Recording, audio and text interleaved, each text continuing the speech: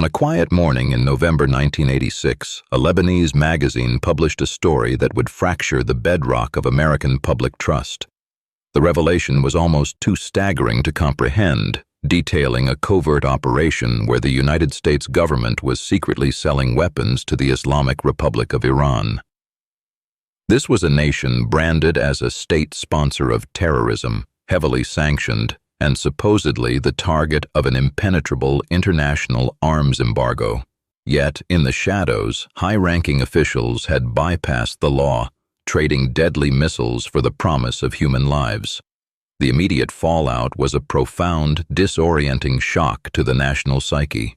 Citizens who had placed their unwavering faith in the moral clarity of their leaders suddenly found themselves grappling with a profound sense of institutional gaslighting, a psychological manipulation where a governing body systematically denies reality to maintain control and hide its transgressions. The administration had publicly sworn never to negotiate with terrorists, projecting an image of unyielding strength and absolute resolve. Behind closed doors, however, they had engaged in the very extortion they publicly condemned, leaving the electorate feeling deeply betrayed and utterly adrift in a sea of contradictions. As investigative journalists and congressional watchdogs began pulling at the loose threads of this narrative, a much darker tapestry of deception emerged. The initial inquiry into the weapons sales quickly morphed into the daunting task of deconstructing a sprawling, multi-layered conspiracy. It was no longer just about military hardware moving through clandestine channels in the Middle East. The paper trail hinted at a secondary, even more insidious operation, one that operated entirely outside the boundaries of democratic oversight and constitutional law.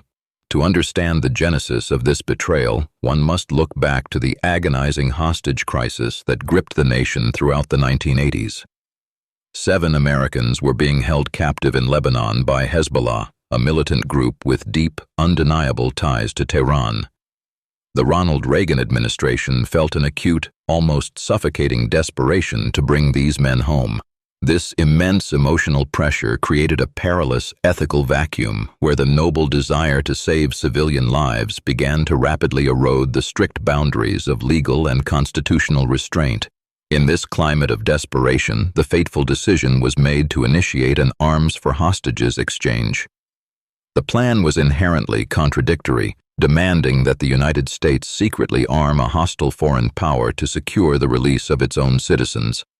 Officials rationalized the illegality of the act, convincing themselves that the geopolitical stakes and the preservation of human life justified the blatant violation of international embargoes.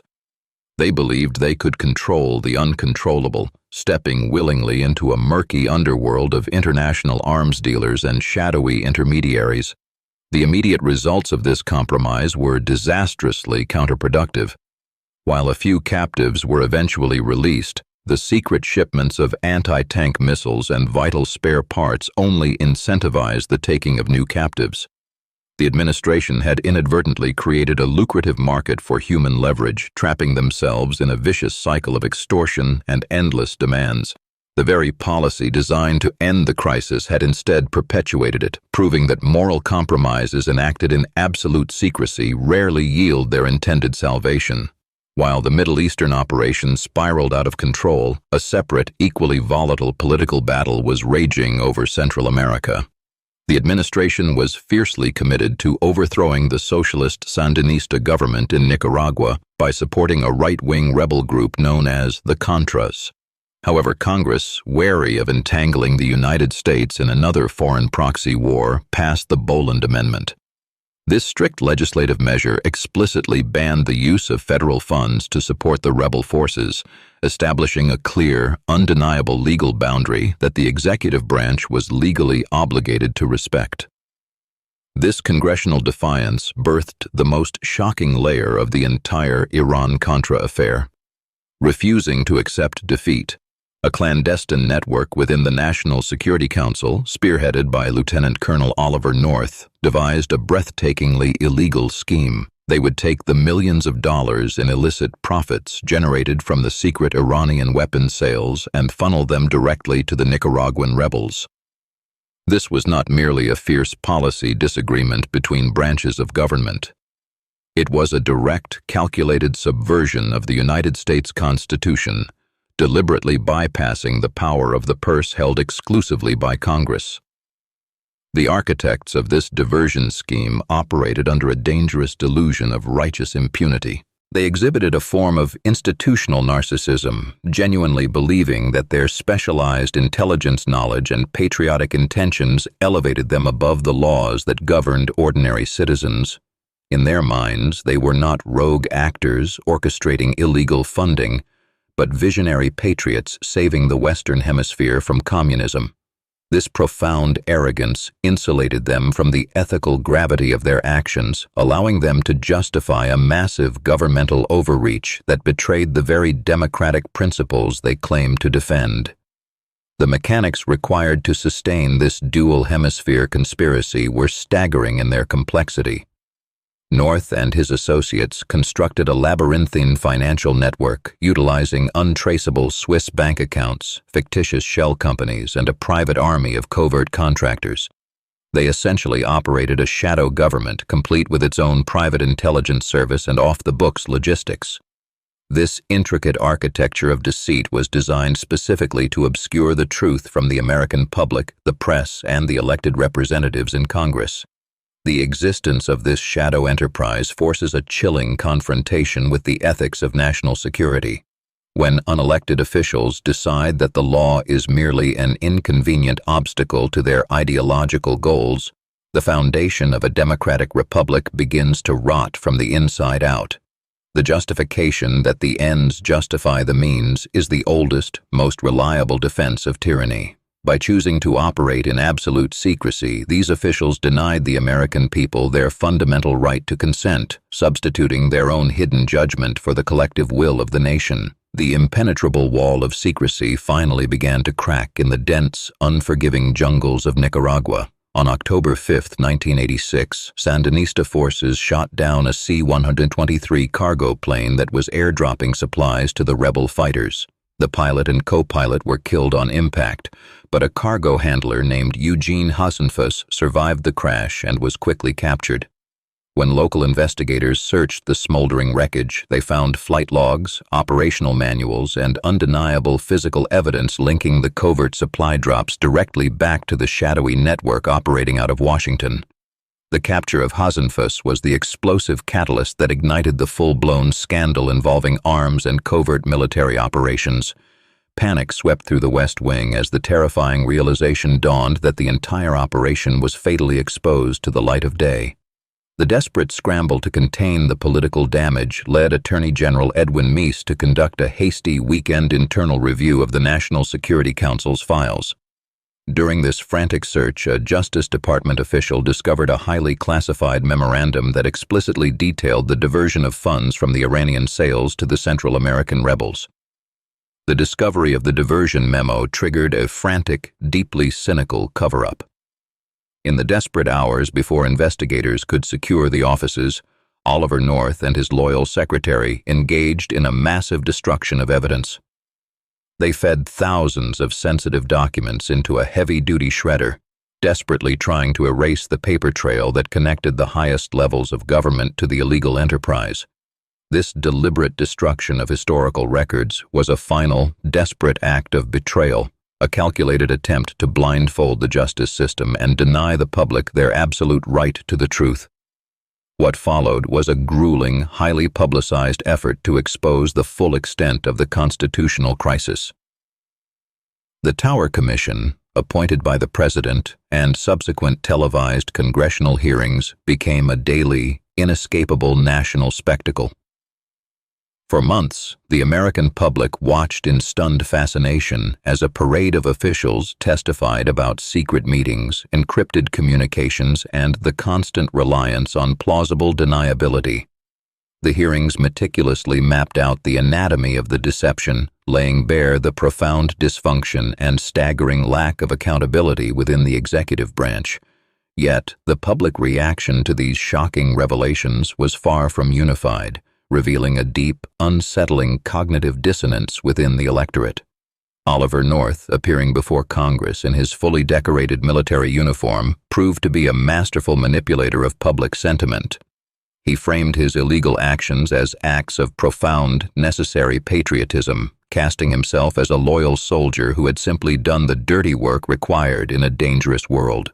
This narrative fractured public opinion, leaving many Americans to struggle with the uncomfortable reality that a man could simultaneously be a dedicated patriot and a convicted subverter of the Constitution. The ultimate reckoning for the administration arrived on March 4, 1987, when the president addressed the nation from the solemnity of the Oval Office. In a moment of unprecedented political vulnerability, he was forced to confront the massive chasm between his prior public assurances and the undeniable reality of the scandal. He stated that his heart and his best intentions still told him that he had not traded weapons for human lives, but the facts and the evidence told him it was not true.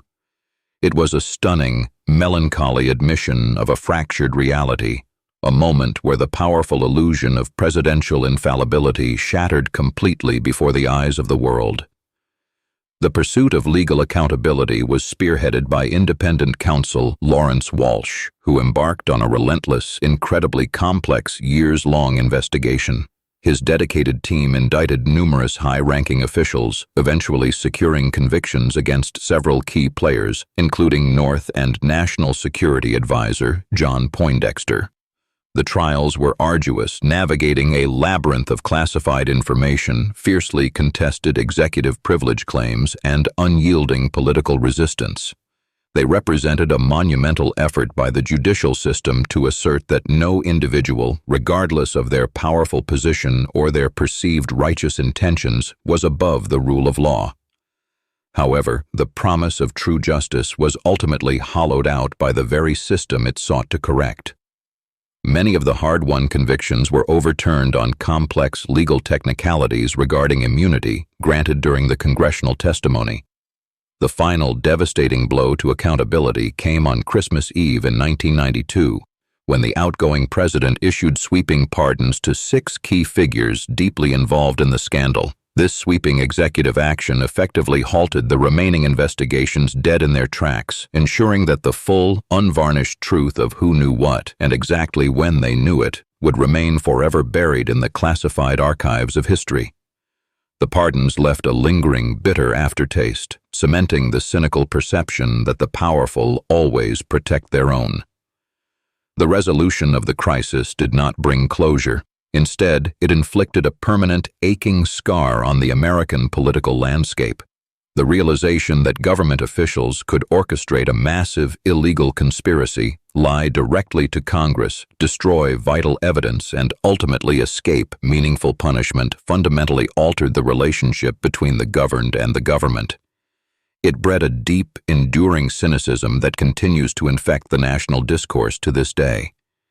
The echoes of that manipulation lingered long after the television cameras left the hearing rooms. The electorate was left with a profound sense of vulnerability, realizing that the constitutional mechanisms designed to check executive power could be so easily bypassed by a determined, secretive group of insiders. The betrayal was not just about the specific acts of selling weapons or funding foreign rebels.